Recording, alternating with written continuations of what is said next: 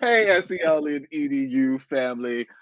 It is incredible to be here today. How are you holding up, Krista?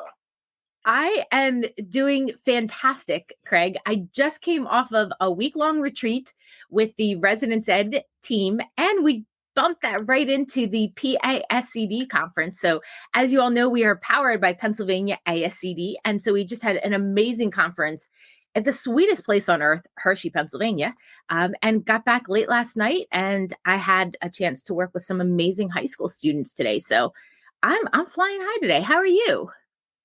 You know what? I am feeling real good, and I am geeked to the gods because we have someone pretty impressive who makes me smile. This makes my whole heart smile. I can't wait to introduce Dr. Chris Jones. Just talk a little bit more about him because he is here in the atmosphere. Well, I'll go ahead and tell you, Krista, and our audience a little bit more about Dr. I would Chris Jones. love to hear it. Okay, well, Dr. Chris Jones, he is a head of school, a principal administrator at Whitman Hanson School. And he's so amazing that he just recently won the 2022 Massachusetts School Counselors Association Administrator of the Year. When he is not, just rocking it in regards to, really just powering the hearts and spirits and energies of so many young people around him. He's doing a ton of things. He has his own podcast, Seed to Lead, which I'm grateful that I had an opportunity to participate on. And there he, talks to so many people about leadership, character, and so many other things. Like, you gotta check out his podcast. I know it's on all platforms, and he'll get to talk about that in a minute. He is someone whom I recently saw may have participated in like a polar plunge or something like that. He's cool enough that he will show his humility in allowing some young people to pour water on him.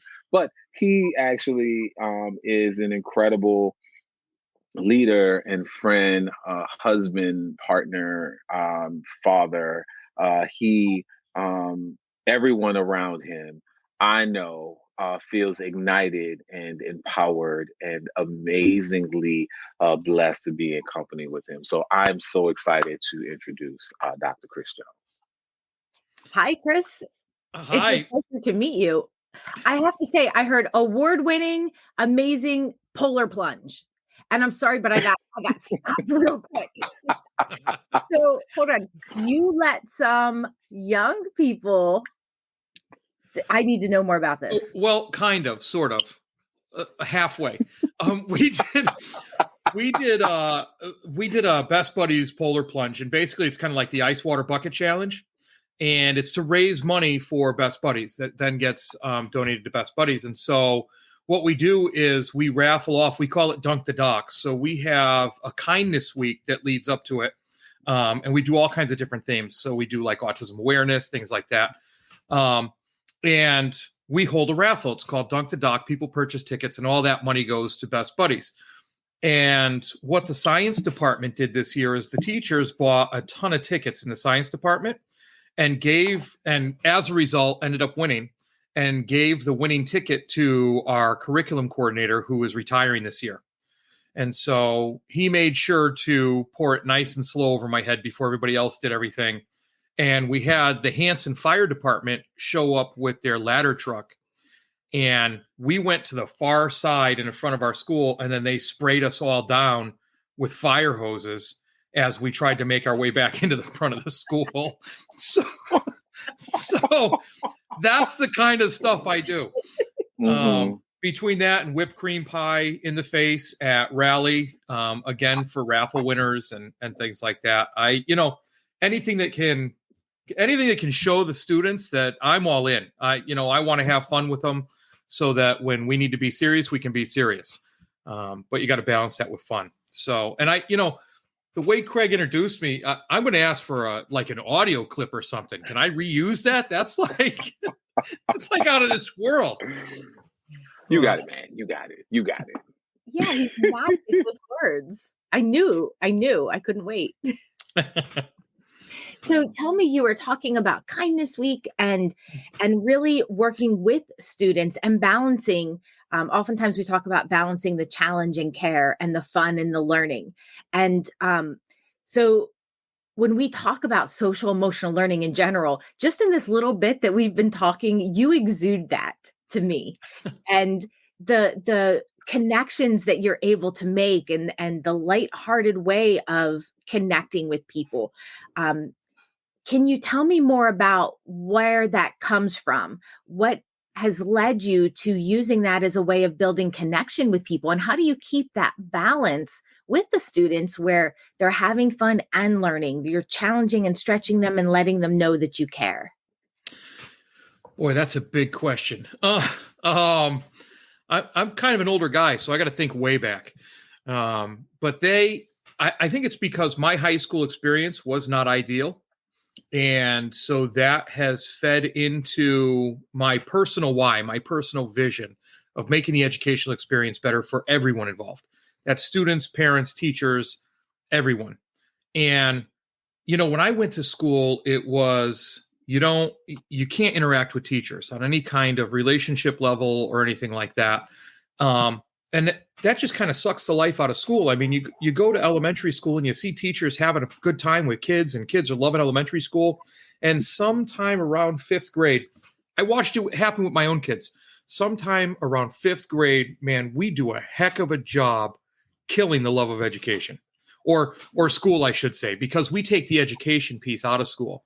See, we get too caught up as students get older in the content piece, the standards piece, the boy, you better behave a certain way piece.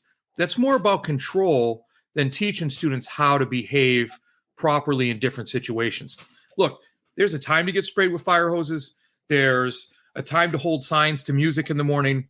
There's a time to sit down and eat your vegetables, I call it, and do that work that you might not want to do so that you can get better. So that just kind of led me to saying, there's got to be a different way to approach this. There's got to be a better way that supports students, engages them in the process, and then empowers them to do better for themselves. Because without any of those steps, kids are going to become disengaged, disenfranchised, and just do the whole idea of I'm in school, whatever. And that's just not a way to go through life or get better. Yeah. Don't know if I answered your question. You absolutely did. Thank you. I know that you are also you're a big connector. Those who do not know, you can check him out on Twitter, Dr. C.S. Jones.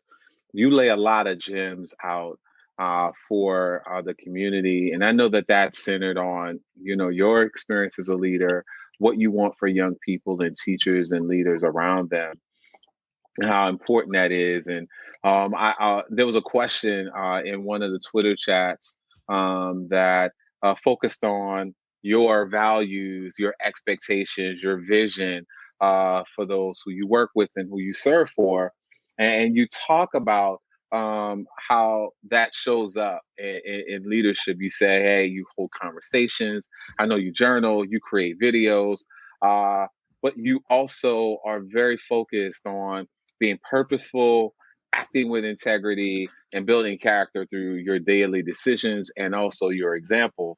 And I know that the world is better for you being in the world and serving in the way that you do.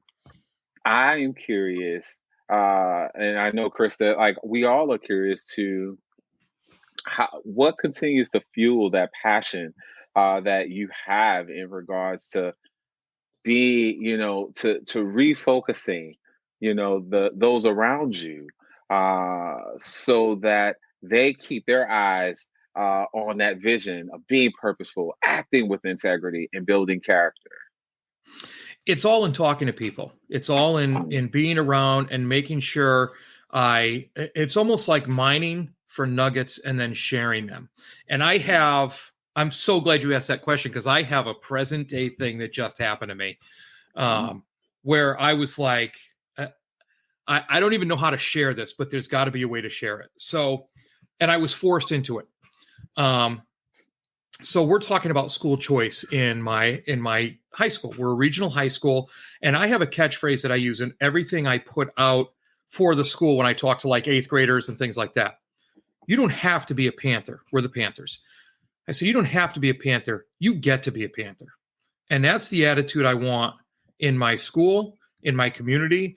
I want something special that people want to be a part of. And then we make the guarantee that we'll keep you a part of us for as long as you're around.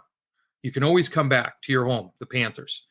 And so we're talking about school choice, and the school committee is, wondering whether to re-up school choice. And I'm gonna dance around that a little bit so I don't get into too much trouble.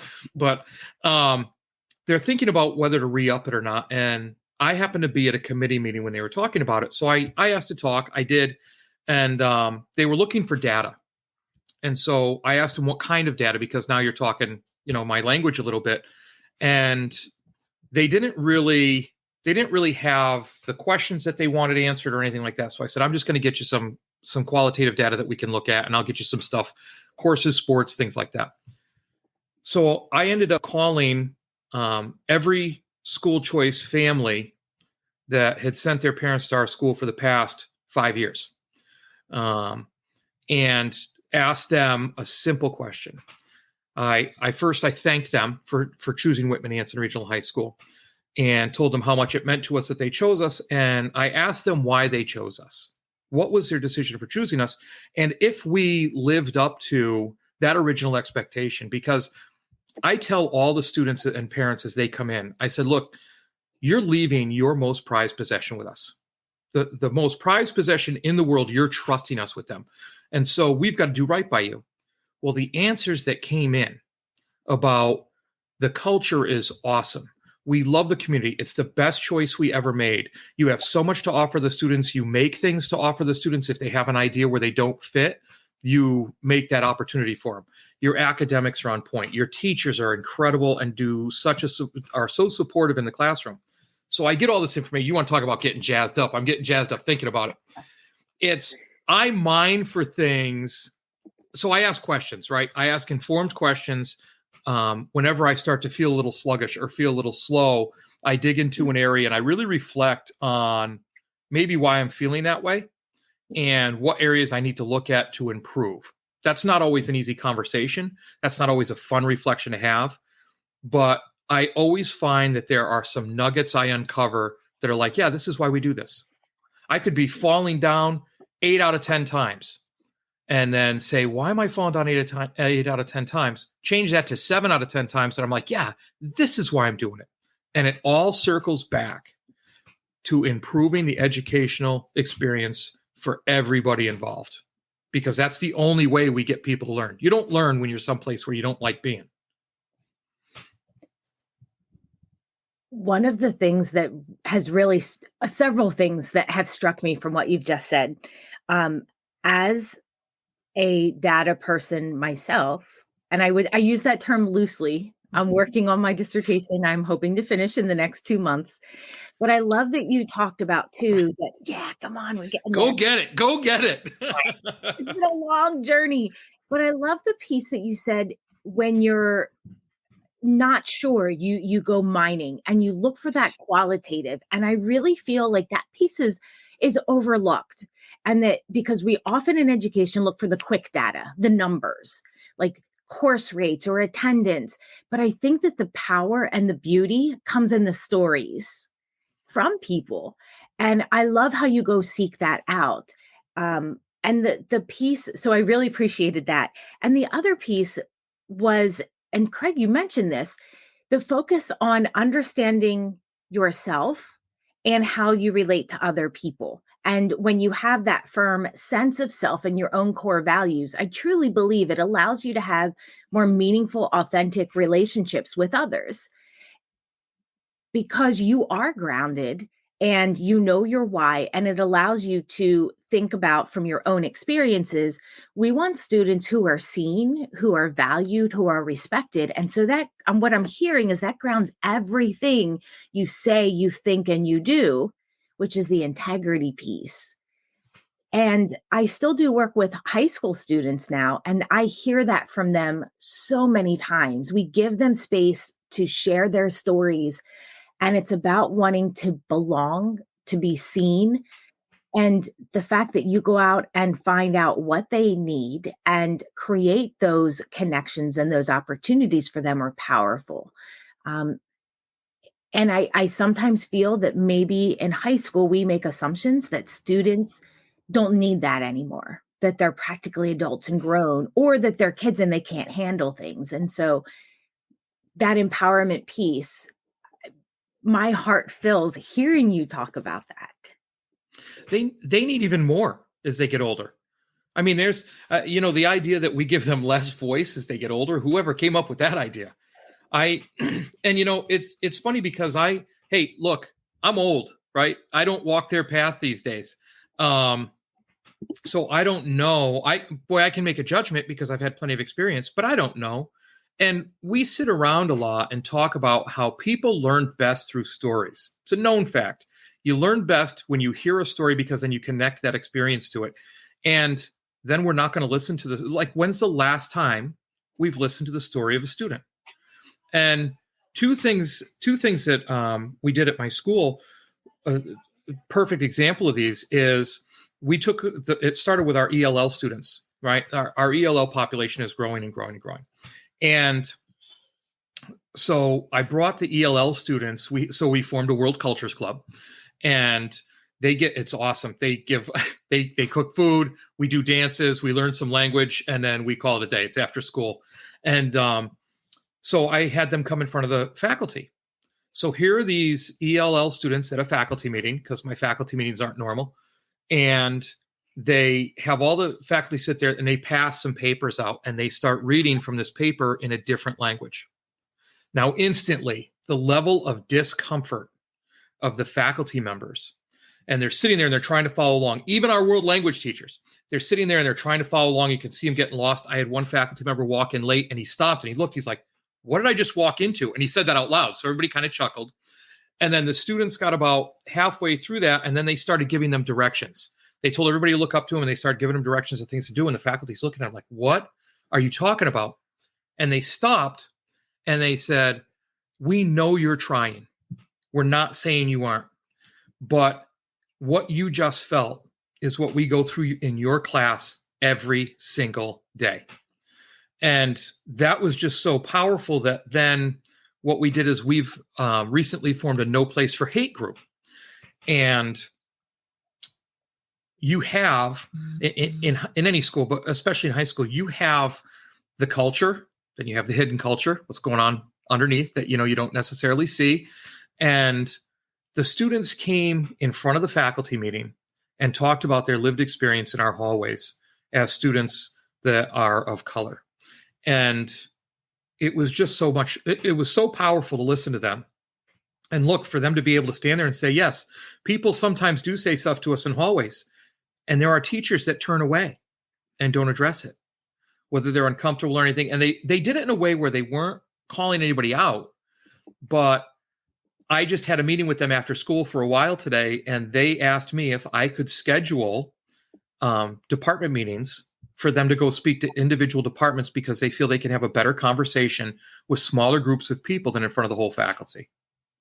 And while, yes, they still do face discriminatory remarks, practices, they're dealing with it and they're seeing that they're making progress and traction and their voices are being heard and they're empowered to make change in our school. So, I don't know why we would not listen to individual stories of students. One of the pieces that I really am hearing is, and because I think about this myself, is that as adults, we can choose to remove ourselves in a lot of ways from situations that make us feel uncomfortable, but we don't always see it from the view of the students. And to give the students the opportunity to demonstrate for us how they feel on an ongoing basis is more impactful than reading about something or seeing it on television, but actually experiencing that. And how empowering for those students to get a chance to stand up and to share their stories. And so thank you for sharing that. Craig, may I ask one more question before I know you've got questions? Oh, Yes? Craig's just waiting in the wings on me. Oh, I know. Okay, could I put one out there and then we can come back to it? You said my faculty meetings are not typical or usual. I don't want to drop that. I feel like there could be some gems there on how we could help maybe inspire. And you just gave us a great example right there, but how we can build a sense of community among staff in a way that doesn't seem mundane and boring and like, oh, well, that could have been an email. Oh, God. Yeah, the faculty meeting that could have been an email. I bought my school psychologist a Christmas present at my last school. It was a coffee mug that said that last meeting could have been an email. But I don't believe in faculty meetings like that. And I'll give just one tip before we let Craig jump in, because he's kind of just smiling, waiting for me there. And just one quick tip. Do not start a faculty meeting without going over shout outs. Simple tip. You open up a faculty meeting, welcome everybody, say, hey, I just got some shout outs to give. You give shout outs, but you giving a shout out is, yeah, okay, cool, because you're the boss and stuff like that. No. Then you open it up. And you open it up to faculty to give each other shout outs, because we get busy, right? We run around, we keep our head down. We don't always notice what other teachers are doing. And that needs to be pulled out. That needs to be thrown in front of faculty so faculty can hear it. And it got to a point where my special ed director in the building, or a coordinator, she offered, we do a lunch every other Thursday. Our students cook lunch for the faculty out of our culinary program. And she offered a free lunch to the person that had the best forms that they were filling out on the students, giving back to the special ed department as updates, because those updates are always tough to get back. And, I got to fill this out, and this is kind of an extra. But no, those forms that they were looking for, the SPED department would get together and say who had the best, most complete, most helpful forms, and they'd award them a free lunch ticket as a shout out. So things like that. Yeah, thank you. So, since we're talking about meals, it brought there we me go. back. This is where we got off the rails last time, Craig. Come on, man. We good. I promise. I'm gonna make the connection. So this reminds me of something you shared in the community a while back. You might not even remember, but it was a focus on pie crust character, and you shared just a little video, and I thought it was very impactful. I would, my question for you, which is definitely off script, but I think you can handle it, is how would you describe pie crust leadership? So I think the audience would love to know what pie crust character is. It's a gem, I tell you. But if you want to elevate that and talk about how could we look at that from a leadership lens, I think that could be powerful for the audience. Would you share a little bit? No, I'm trying to think, because you went back in the archives for that, and that's something that my wife triggered in me, because we were talking about different pie crusts and stuff like that. So for all your listeners, I love pie. I'm just gonna say that right off the front. So pie crust character is, it's there, it's good looking, but it's flaky and it crumbles. So while it may taste good at first and everything, it crumbles. There's no substance to it. And that's just it in a nutshell. And I believe I talk, because I try to keep, I'm long-winded, so I try to keep those videos short. But that the idea that it's weak, it crumbles, and it looks good. Mm-hmm. So you don't want pie crust character.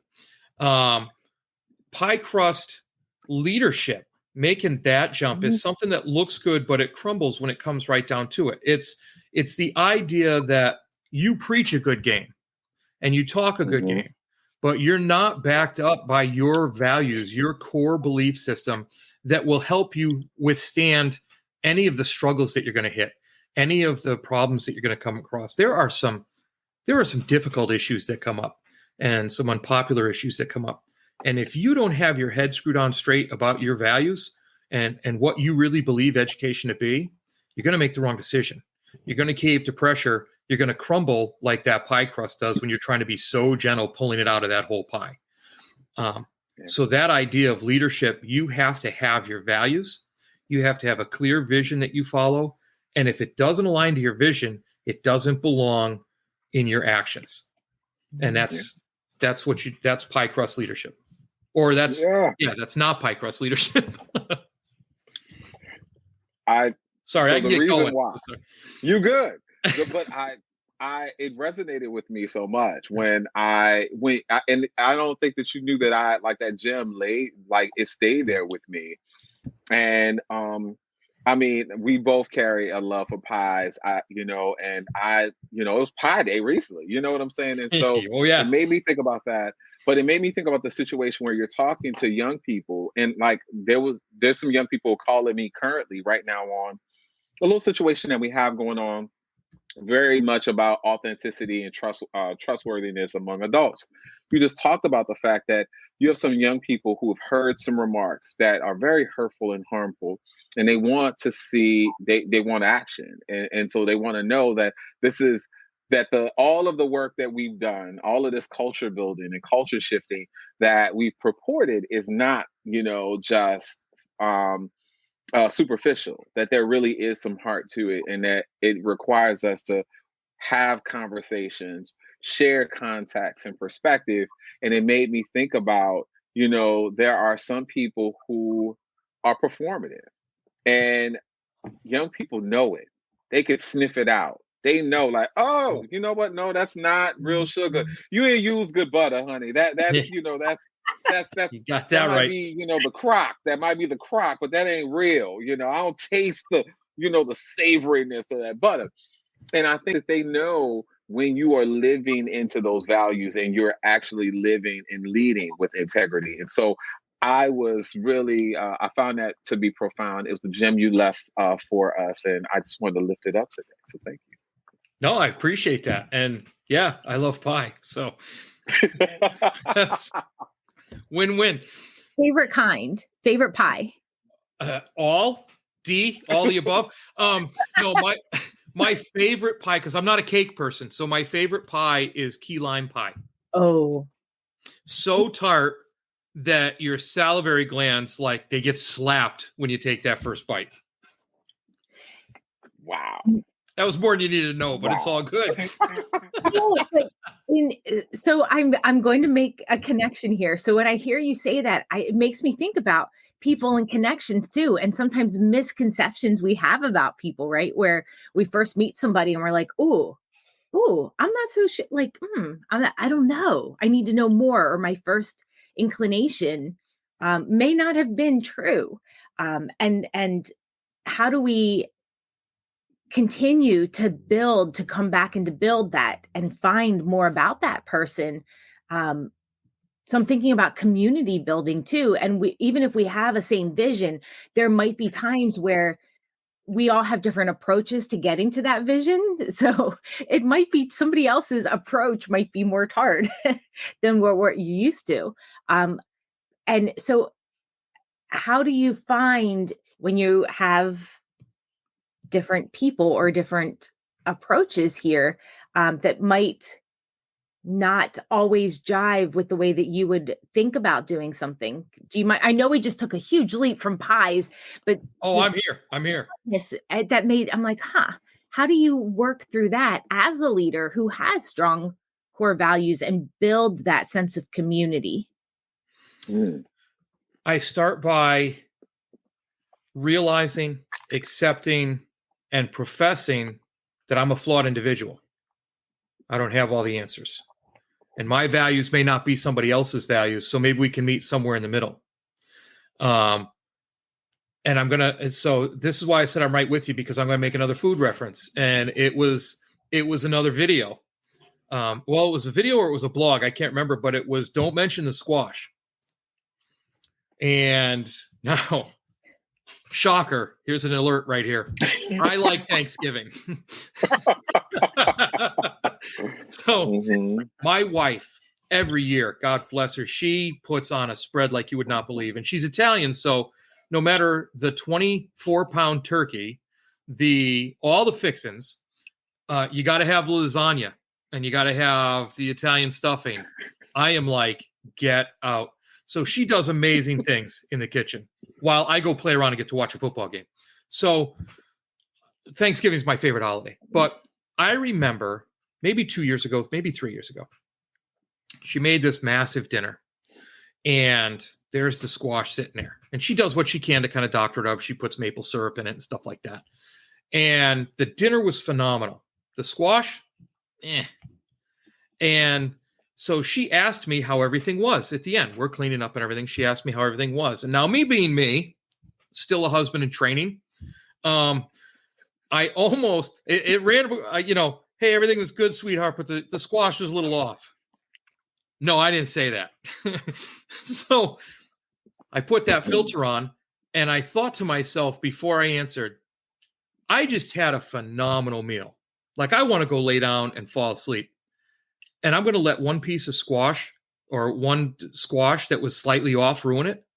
When I'm dealing with somebody, that is a human being that has so many good things about them. They have flaws, much like I do. I'm going to throw that person out because of a flaw that might not be right or because of something that might not sit right. No, we don't do that. So that's how I deal with people that have different visions than me. And hey, I'm not here to lie. There are people that get under my skin that I say, you are so far off the reservation that I'm not having anything to do with you because that's a decision I have to make for healthy purposes. But really, we need to make sure, well, we've already left that train's kind of left the station. We need to get the train back in the station. We need to treat people like human beings. We don't need to treat people a certain way because of their political views, because of the color of their skin, because of their religious beliefs, because of how they identify. We need to treat people like human beings. And until we realize that everybody's flawed, especially ourselves, we can't do that. So that's how I approach people in the community.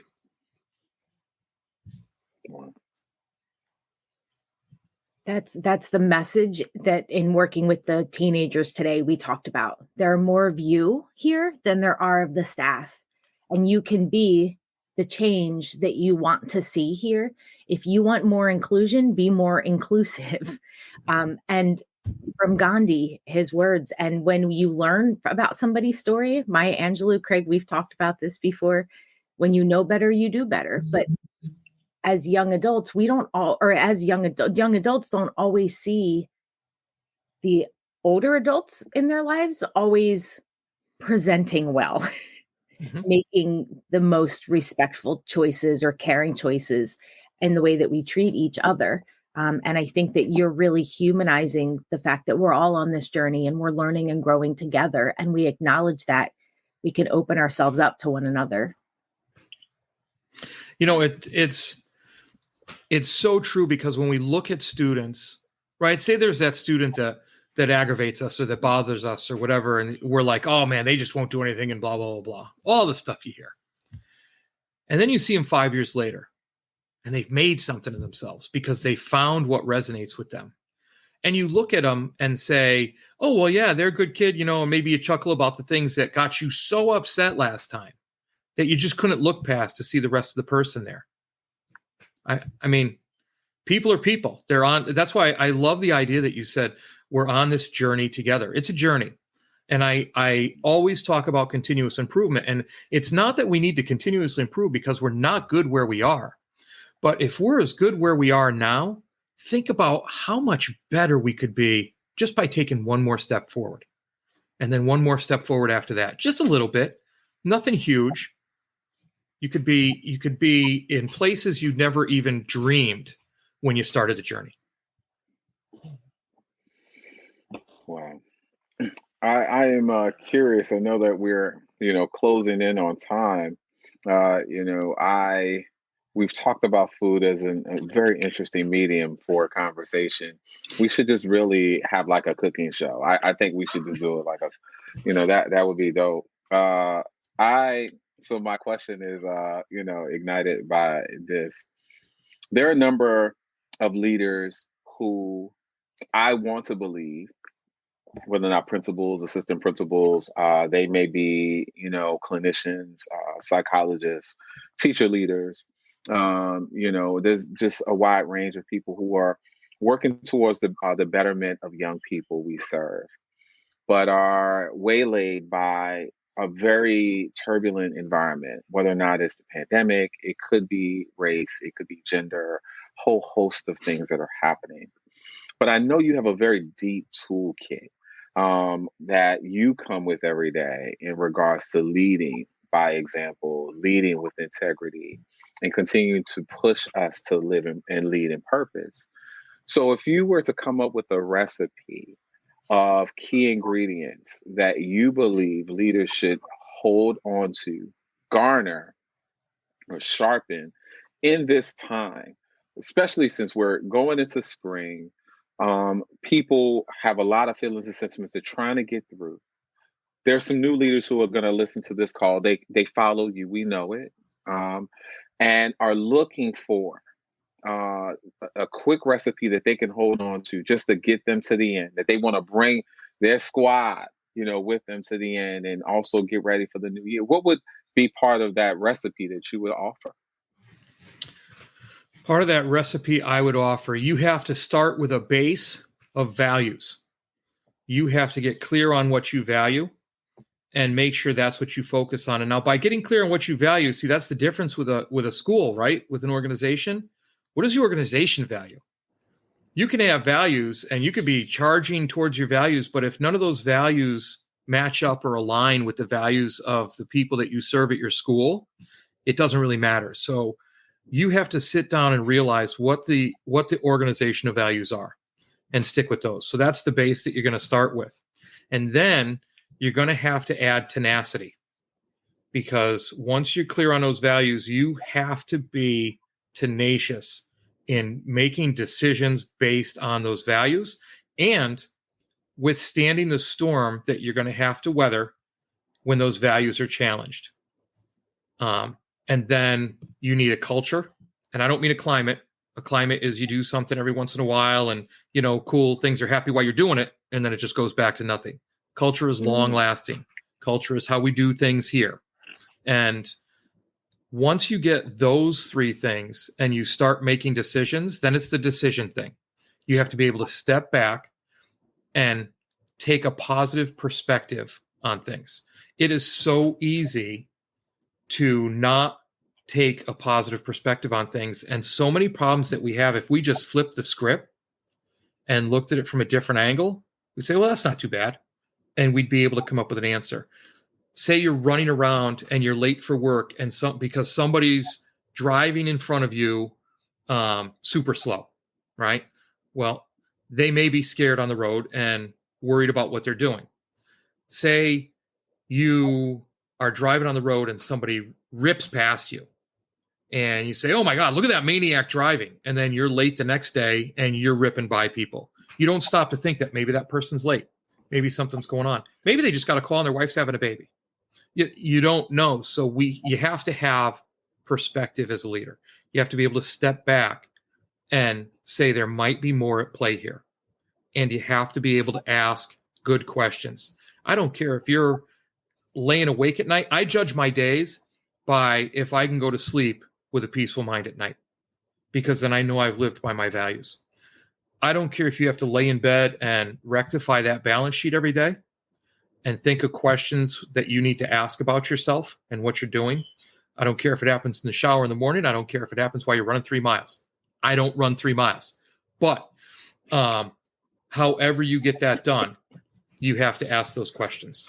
So it's the whole idea of values, tenacity, building a culture, being positive, adjusting your perspective. And if you do those 5 things just to start, then you can really be onto something.